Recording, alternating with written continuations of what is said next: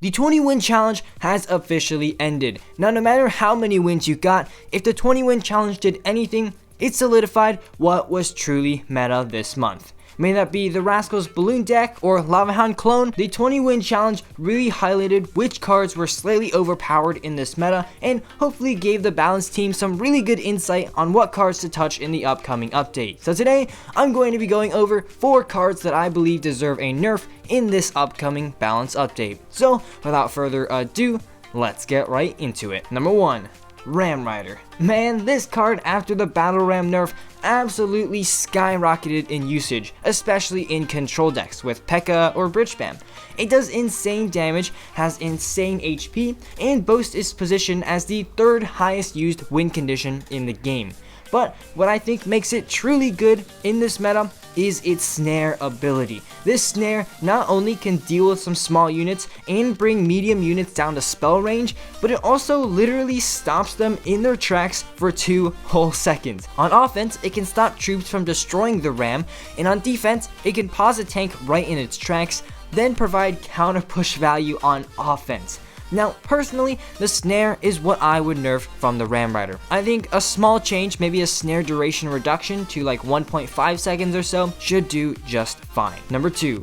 Baby Dragon. Baby Dragon is actually a card that has very slowly crept its way back into the meta without too many people noticing until the 20 win challenge, where it was used everywhere. From Golem to Lava Hound to P.E.K.K.A. Control to Royal Giant, it's seen in almost every archetype in the game. Why? Because the Baby Dragon fulfills a very unique niche in the game that no other card does. It's a glass tank support troop that survives lightning and does splash damage. I mean, name another cheap 4 elixir card that does the same thing. Now, how would I nerf the Baby Dragon? It's honestly a really tough question. I think maybe a slight health reduction might be the way to go. Again, it survives even a lightning spell, making it a super tanky unit, and I think if you take away a little bit of that, it could help remedy the situation. Number 3. Flying Machine. Oh boy. This card is such a stealthy ninja. Left alone, it can get so much value, sniping troops from afar while big tanks protect it. Similar to the Baby Dragon, it's crept its way into the meta for 2 reasons. 1, because of Fireball bait, and 2, because of the rise of Lava Hound. It also has an above average use rate and win rate, but the big question is, how do you nerf the Flying Machine? It doesn't have much health or does much damage, so you can't do too much in that aspect.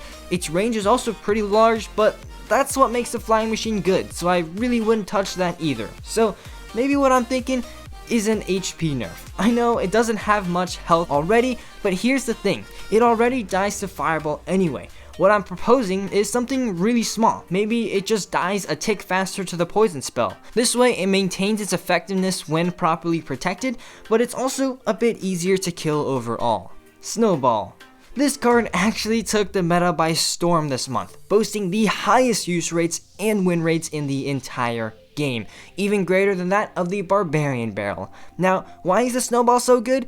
In my opinion, it's because it almost completely overshadows Zap in most cases. Think about it. The Zap and Snowball do the exact same amount of damage. In addition, the Snowball travels so fast that it's pretty much an instant spell anyways. So basically, the Snowball is a Zap that does knockback, resets the Inferno Dragon, and slows down units for a solid second or 2.